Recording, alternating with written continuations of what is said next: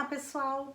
Hoje vamos conversar sobre o romance São Bernardo, de Graciliano Ramos, que é leitura obrigatória para o vestibular 2021 da URGS. Eu sou a Denise e este é o Letras na Rede.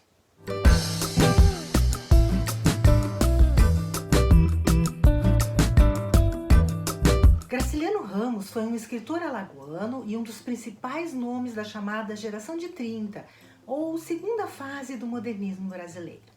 Em sua prosa, ele procurava destacar as contradições da modernização do Brasil no século passado por meio de obras de forte caráter ideológico e de linguagem realista.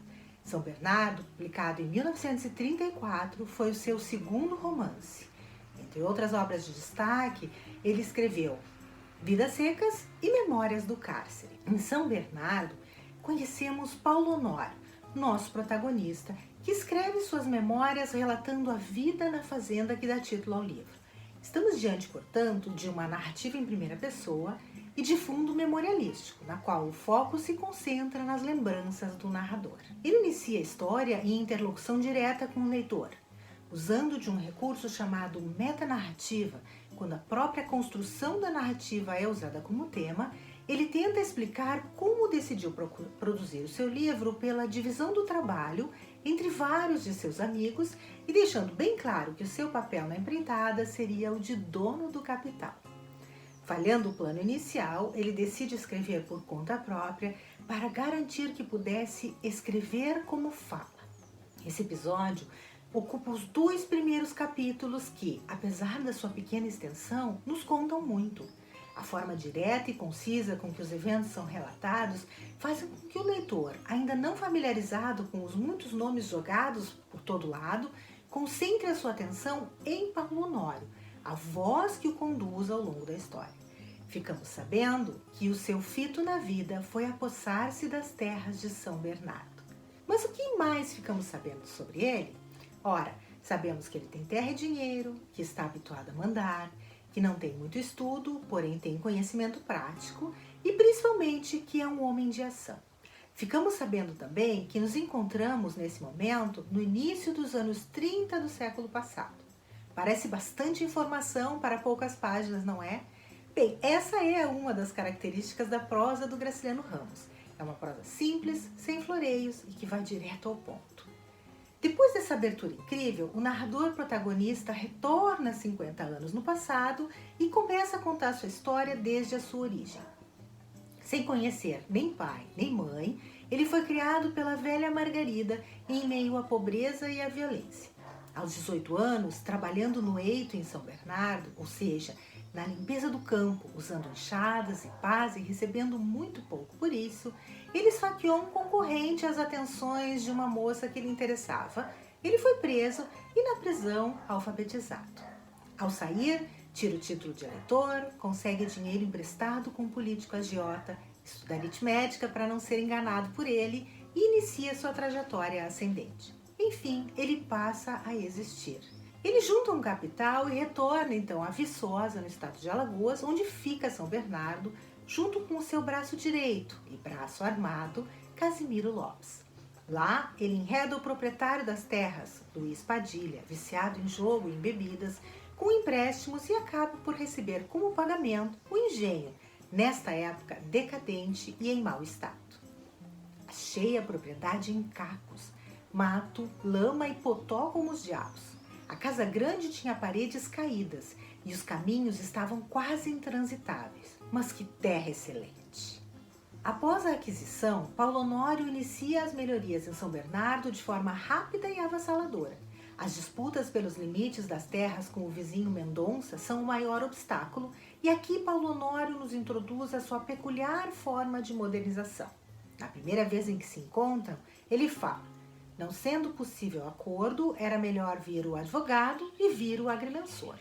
A menção a essas duas profissões dá um certo caráter de legalidade e de modernidade às suas intenções. Porém, não muito depois, somos informados de que Mendonça recebeu um tiro na costela mindinha e bateu as botas ali mesmo na estrada. Obstáculo removido, Daí em diante, o nosso protagonista renova a fazenda, introduz novas culturas, o algodão, por exemplo, no lugar da cana, constrói uma nova casa grande, uma capela, uma estrada e amplia o seu patrimônio pela invasão das terras de vizinhos mais fracos. Ele inclusive paga para localizar e trazer para junto dele a única família que conheceu, a velha preta Margarida. 5 anos depois, ele se encontra estabelecido, respeitado e próspero proprietário de terras da região. A posse de São Bernardo está completa. Nesse momento, então, um novo desejo surge, o desejo de continuidade. E assim, o nosso herói resolve casar para ter um herdeiro. Decide escolher como sua esposa a jovem de melhor posição social que conhece, a filha do juiz.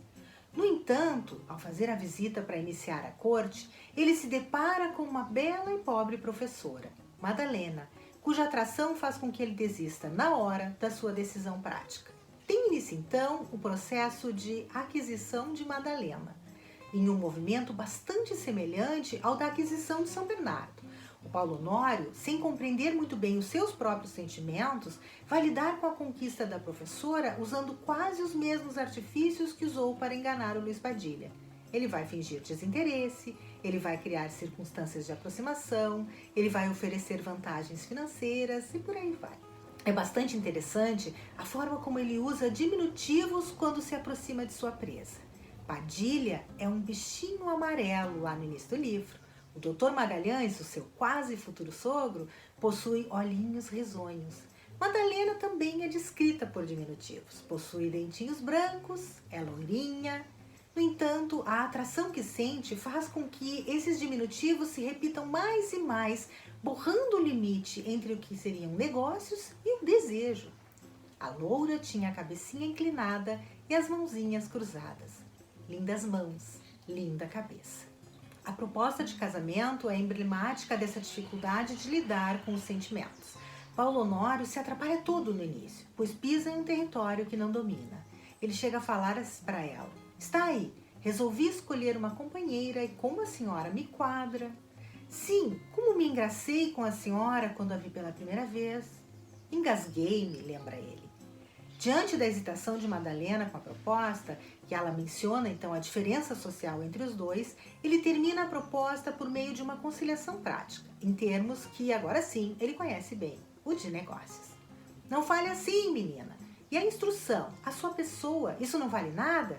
Quer que lhe diga, se chegarmos a acordo, quem faz um negócio supimpa sou eu." E assim, como não deu muito tempo para que o Padilha pudesse mudar de ideia lá no início, na aquisição do São Bernardo, ele marca logo o casamento e arranja a mudança de Madalena e da tia dela para São Bernardo. A posse de Madalena está completa. Ou é o que ele pensa, né? O problema é que a esposa começa a se revelar muito diferente do que ele desejara. Ela não se enquadra no modo como ele trata os outros, como objetos que lhe pertencem e que ele pode tratar como quiser, muitas vezes até usando de violência, e ela mantém a sua autonomia. Ela preocupa-se com as pessoas do entorno, ela investe na escola, tenta melhorar a vida dos empregados, é uma mulher educada e culta.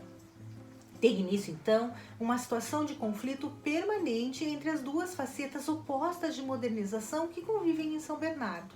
Paulo Honório representando uma atualização para o âmbito do capital das relações herdadas do patriarcado escravista. Não por acaso, seu guarda-livros, o seu Ribeiro, é um saudosista do regime imperial.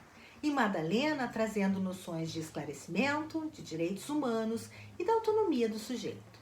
Conceitos que escapam à compreensão da mente de proprietário de seu marido. 15 metros acima do solo, experimentamos a vaga sensação de ter crescido 15 metros.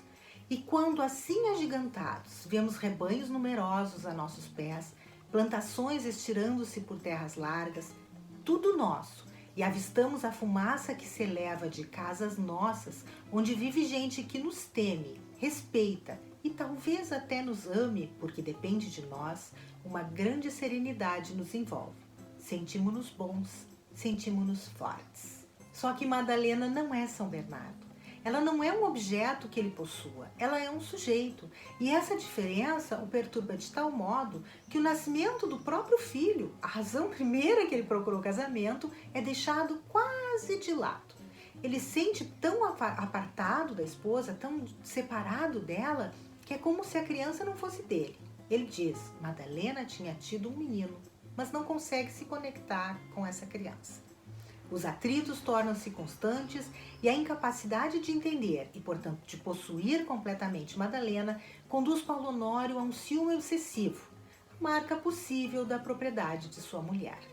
E esse ciúme gera uma violência psicológica tão insuportável que Madalena, 3 anos depois do casamento, acaba por tirar a própria vida. A morte de Madalena, ato desesperado de independência, foi algo que Paulo Honório não pôde entender e suportar. Essa perda o leva a escrever o seu livro, 2 anos após a morte dela. Ele fecha o ciclo, então, da sua narrativa e volta ao início, quando procura fazer um balanço da vida e conclui que é uma espécie de monstro, um lobisomem, um lobo mau. Sou um aleijado. Devo ter um coração miúdo, lacunas no cérebro, nervos diferentes dos nervos dos outros homens, e um nariz enorme, uma boca enorme, dedos enormes. O Paulo Honório que narra, ao final, não é mais aquele que é narrado. É um homem em busca do conhecimento do outro e de si mesmo, consciente das suas contradições, mas também da sua incapacidade de mudar.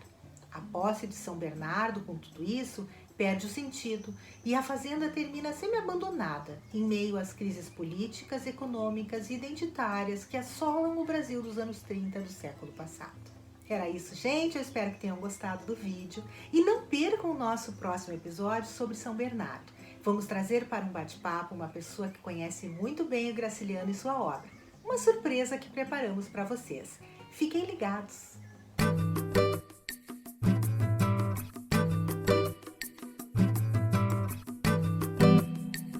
Ficou com alguma dúvida? Você pode deixar suas perguntas aqui nos comentários deste vídeo ou interagir com a gente nas nossas redes sociais.